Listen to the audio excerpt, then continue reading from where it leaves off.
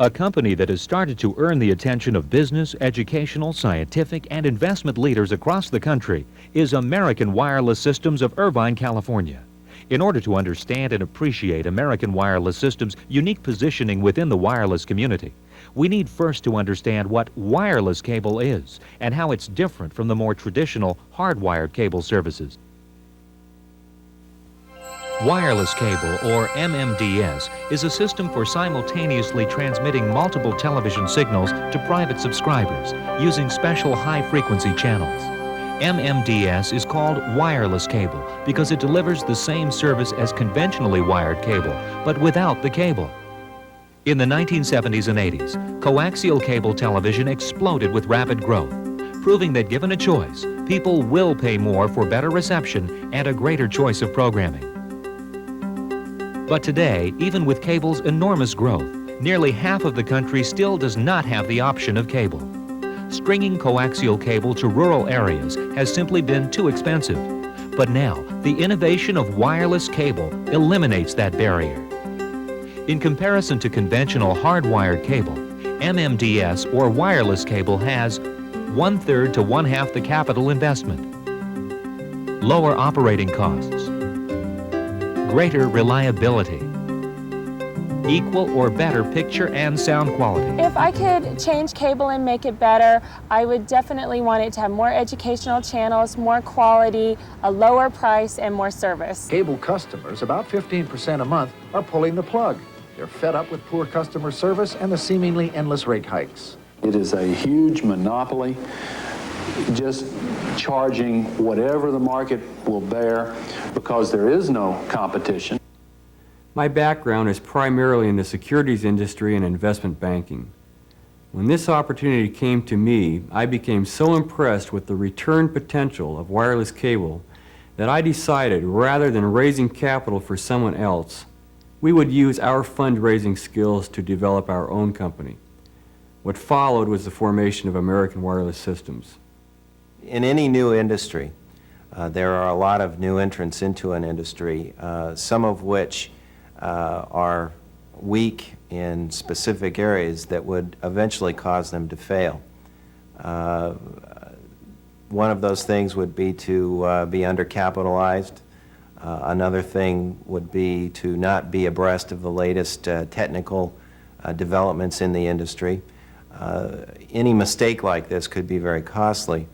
We've assembled probably one of the best teams of technical people, financial people with great experience and expertise in their own fields, combined them in our company and created really one of the strongest teams in the industry, and we're quickly becoming recognized as one of the paramount companies that are involved in this new industry. Well, actually, I believe American Wireless brings a unique concept to the industry in as much as they are raising capital for development of systems, which is probably the most important factor that is missing at this point in the growth of our industry. The fact that they'll be bringing money in and building properties, getting them online and raising subscriber levels is very significant to the industry.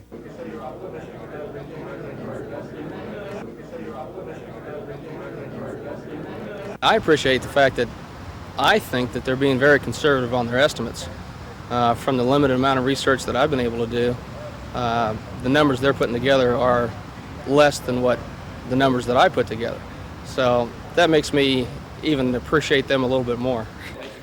While we're here as a proxy for our son and daughter-in-law Michael Burley, and they just came ask us to come and check things out, and I think they made a very wise investment. In fact, we're getting ready to put some money in the next one, which is Pittsburgh. Definitely more enthusiastic. I think it's very exciting.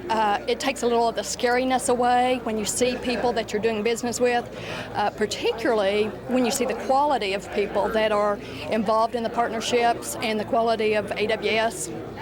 And so I feel more secure, but more excited. Yeah. Once the FCC issues a license and a system is put into a market area, that ends it.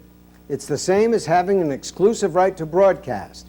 This very special set of conditions occurred before with the broadcast radio and television industry, then more recently with cellular telephone. Now it's happening with wireless cable licenses. We know that there is a tremendous amount of dissatisfaction across the entire country with existing cable companies. Because of the low consumer satisfaction level these companies enjoy, we will be going into their markets with the idea that we're going to pick up usually a minimum of 10% of the cabled customers, and in some cases that figure is going to be a lot higher. For example, in Sacramento, we understand that 27% of the cabled customers have recently switched over to the wireless competition. What I think we need to concentrate on is cable becoming a competitive medium so that people have choice when they buy cable, not be captured by a particular cable provider. An ideal system would be one where the quality of the reception would be good, which was my main concern, and also that there may be a little more responsive to the consumer. Well, I would like to see our company and others entering into this industry create a competitive market where prices would be forced down, consumer satisfaction would be more acceptable, and we could bring additional services to the public, such as educational programming and different programming that the public has not been receiving through conventional cable. I'd like to give the conditions where a wireless cable system makes sense. In many major metropolitan areas, there is only one hardwire system, and it makes sense because the cost of installing a wireless system will be somewhere between 35 and 40% of the cost of installing a hardwire cable system. In many smaller cities, it also makes sense for the simple reason that the hardwire cable company does not go out 30 miles from a central point. Obviously, we're not going to get just where the hardwire cable people are already wired to, but we're going to get much more of the peripheral areas where the cable companies don't even reach. We're going to bring cable television to the bedroom communities of these smaller American cities. In rural America, our plan also makes sense because the truth is that a sizable portion of this country, up until now, has been left out of the cable television boom because they were just too expensive to hook up. The favorable economics of wireless cable installation will be changing all of that. One of the things that attracted us to this industry is that it is difficult for other companies to get started in because it has what we term high barriers to entry. The first thing that's required to actually establish a system is that you must have the appropriate licensing from the FCC. This is not just one license per market area, but depending on the market, up to 10 licenses per market. We at American Wireless have accumulated those licenses in the marketplaces we're interested in going into. In addition, we have a complete engineering department to do the necessary interference analysis and other engineering required to develop these markets. From what I was able to learn from visiting with the American Wireless people, this is an industry that is in its infancy. It's just beginning to take off as cellular did, and I felt like that's something that I want to be a part of. If I can be convinced that it's credible, it's legitimate, that in fact is something that has a high probability of success, then I felt like for my family we wanted to be a part of that. I've been involved in telecommunications for about 7 years, and I've seen a lot of opportunities come and go. Again, cellular was one of those case studies in a new industry that absolutely started with nothing. 10 years ago, no one even knew what the term cellular even meant. Now it's a household word, and it's a billion-dollar industry, billion-dollar-plus industry. I am happy to announce that we have just completed our initial financing for Fort Worth, Texas, a part of one of the country's fastest-growing metropolitan television markets. Fort Worth lends itself to MMDS's line-of-sight technology, and we anticipate signing up approximately 66,000 households in Fort Worth. American Wireless is at the forefront of the industry right now. We've assembled a staff that allows us to go to the programmers, go to the other suppliers with a very strong attitude that we are going to succeed. We have put together investors who believe in us, and we have generated the capital that will allow us to go forward. The company itself, I believe we could be, if we stick to our game plan and go forward, one of the largest wireless companies in America. And with Jeff and Steve at the helm, I have no doubt that we'll be sticking to our game plan going forward. We have a basic approach to business at American Wireless that the principals have all decided on from the beginning. And that's that we have to be in business for some reason besides just making a dollar. We all have to make a living, but we have to have some basic reason that we're doing what we're doing. And we really do believe, it's not just a marketing ploy, we really do believe that there is a real need for competition in the cable industry. And we do believe that we can bring people a better quality product at a lower cost and with top quality service. And that's our corporate mission. Pittsburgh is currently our largest market area. Although the city itself has a population of only 423,000, the metropolitan area that we will be able to reach with our signal includes a population in excess of 1.8 million. Conservative estimates suggest that we will be able to sign up a minimum of 120,000 households in the early years of operations. Why on earth would anybody, and I was intrigued with your figure, who has cable, buy from you? What do you give them that cable doesn't? Let me walk you through some economics, Senator. I think it would be very interesting for you. The average cost to build a cable subscriber in a current technology that cable's using runs anywhere from $1,500 to $1,900 per subscriber to build that subscriber. Mm-hmm. Our costs per subscriber are about $350. How do you compete with an existing system? An existing... It's already in, they've already sunk their money in it. Now you're coming in to compete. Corpus Christi, Texas. That's what I want. Example. Yeah. Corpus Christi, Texas went on the air in May of 1990 with a 31-channel wireless cable system. This past Friday, they had a celebration with their 10,000th subscriber. There were some 2,800 subscribers in an adjacent community of Portland, Texas, 2,800 cable subscribers. There are now 200 cable subscribers, and there are now 2,600 wireless cable subscribers. Competition is good because in competition, a company realizes that a customer can go to another company. And without competition, they can do whatever they want. And in this town, when there was no competition, that's exactly what happened. The cable plant is 20 years old. It's decrepit. The previous owners didn't put a dime in it. In Washington, the FCC recently held hearings on cable and were swamped with complaints about cable rates and customer service. If you give a large industry a free shot at the consumers with no competition and no regulation of any kind, then no matter how good the people in that industry are as individuals, sooner or later they're going to be tempted to take advantage of their monopoly power and start jacking up prices just as often as they possibly can. That's what the cable television industry is doing right now, and it's not fair. What we really need is more competition. That's what we need. Like this deal they got, I don't know what they call that, but they got antennas on top of the house now.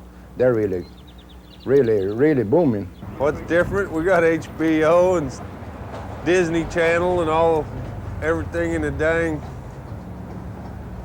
TV guide now with OmniVision. I think the one that impresses me the most is Steve Johnson, their COO. And that is largely because I'm an engineer, he's an engineer, and so we can relate very well from that standpoint, and he's very believable. Steve Johnson, Chief Operating Officer, had been involved with the pay television industry for over 10 years before coming on board to American Wireless Systems. His technical ability and reputation in the industry has gained him a position on the Wireless Cable FCC Regulatory Committee. Mr. Johnson is founder of Hanover Systems, which designed and manufactured the first home TVRO microprocessor-controlled linear actuator. Mr. Johnson has been directly involved in the building of over 20 wireless cable systems in the U.S., including Chicago, Sacramento, Tucson, Minneapolis, and Champaign, Illinois. Whenever possible and time permitting, he conducts seminars across the United States, educating the public on all facets of the wireless cable industry. So far, since I've been on board with AWS, we have achieved some tremendous feats. We have a very large amount of spectrum already under our control, and we're moving ahead with more of it. We're seeing that the markets we've selected coming into shape beautifully, where we feel that everything as far as the components necessary to make it a success are there. We have the channel capacity. We have the licenses where they should be. We have the demographics we need. And in most of the markets, we have a business plan put together and a strategy going forward, which makes sense for everyone. To date, the biggest problem that the wireless industry has had has been the lack of capital for development of systems.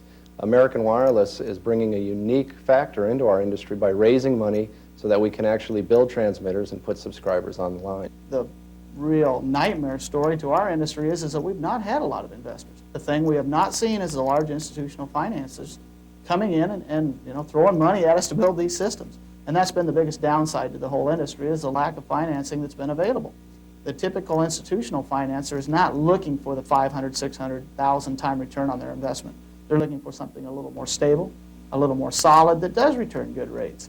However, the type of rates that your normal entrepreneurial attitude is looking for, which is 10 times your money, 5 times your money, something of this nature in a matter of a year or two, they typically are not looking for that.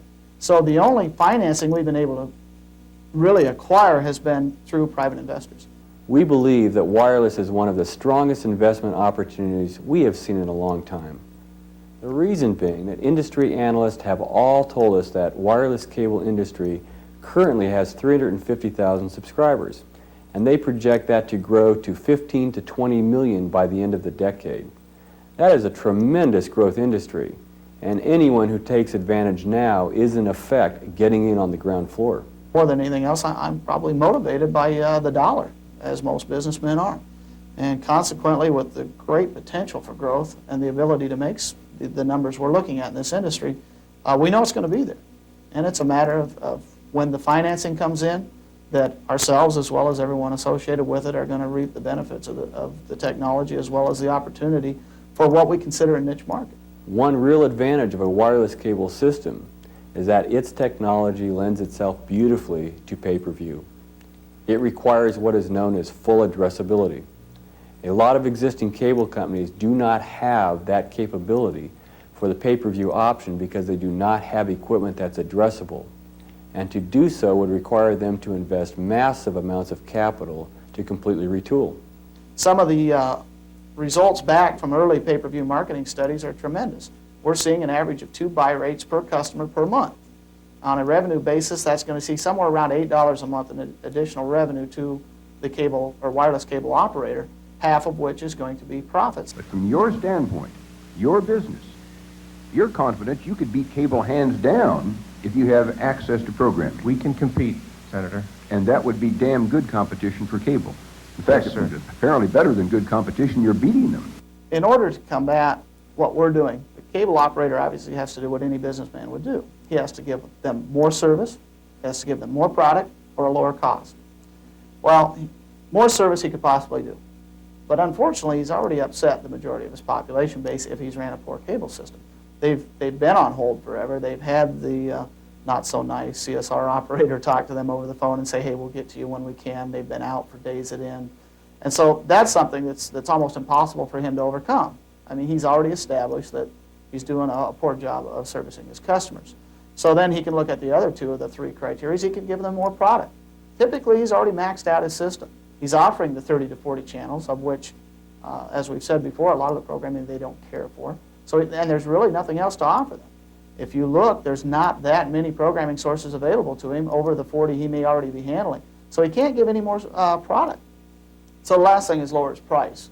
And that seems to be the major concern we have when we talk to financial people about investing with us, is what keeps the cable operator from just lowering his cost. You're the new kid on the block. You've got all your startup costs, He's entrenched. He's been there for 10 years. He's paid for his plant. And that's the mindset that they have from an outside view looking in. Unfortunately, the situation, or I should say fortunately for us, the situation is that the cable operator many times has sold and sold and sold this cable plant. He's paid $2,000 and $3,000 for a subscriber. His debt equity ratios are very low, and he just cannot financially lower his costs anymore. If he reduces that basic rate in order to compete with us, he can't service his debt. Well, I think the opportunity is to secure a much greater return on this type of investment. It's really a piece of the future in an industry not too many folks know about. And the more I learned about it, I believe that it is an industry, it's in its infancy. The opportunities are tremendous for capital gain, and I was much impressed with it when I heard of it, and feel very strongly about it. Absolutely excited about the future of the company. I see this industry just exploding within the next couple of years. We are postured exactly how we should be. I've seen a lot of mistakes that the cable industry has made. Their phone people have gotten stagnant of, you call them up, and, yeah, can I help you? Instead of, hello, can I help you? And the people we're going to hire are going to be energetic about the situation. They are going to get fired up every morning, just like I get fired up about giving the customer the product that they deserve. I'm at a young age, and if this thing works, it could set me up for my later years. I think I'm going to make money. That's the bottom line, right? I really am optimistic, excited by what I see, and can't wait to put some money in it. There's no doubt I'm excited. It seems that every day that goes by, we're closer and closer to the real goal which we're all after, which is subscribers. We've seen some tremendous advancements personally from the technology side of this thing, from the engineering side. The money seems to be coming on board as such as we've anticipated with the type of marketing program we're doing. The people are out there, they're standing behind us. If you were to go into one of our partnership meetings and watch the people's enthusiasm along with our own as we come closer and closer to getting to the end result, which is the building, operation, and selling of the system, you'll see that the thing is really moving just as nicely as it could. So, I'm more and more excited every day. It's obviously a very real game that we're playing, and we're after it with a vengeance, if you will. We're putting everything forward we can to make it all happen for ourselves as well as our investors. And I think with the support we're getting from the investment background, being the average individual on the street who's investing with us, there's no doubt we're going to get where we're going. I am so excited in the morning. Each day, I'm like a kid. This is the most exciting industry that I have ever been involved with. We love this business. It's a very creative time to be in this business, in that you have the ability to kind of have a dream and to look and see what can happen. For more information on how you can participate in wireless